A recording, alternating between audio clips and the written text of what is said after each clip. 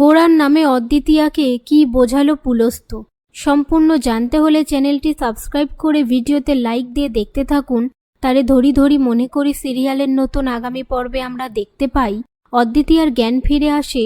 সে গোরাকে দেখে অবাক হয়ে যায়, বলে, গোরাচাঁদ গোস্বামী, উনি এখানে কি করছেন, আর আমি বা এখানে কেন আছি? তখন ডক্টর গোরাকে বলে যে অদ্বিতীয়ার পুরনো স্মৃতি ফিরে এসেছে, কিন্তু আপনাদের বাড়িতে কাটানো সমস্ত স্মৃতিও ভুলে গেছে। একথা শুনে গোরা চমকে যায়।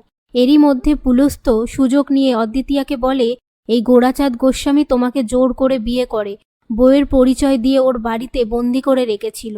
পাশ থেকে গোরা এসব কথা শুনে আপন মনে বলে, এবারে আমি তোমাকে পুলস্ত্যর হাত থেকে রক্ষা করব কিভাবে?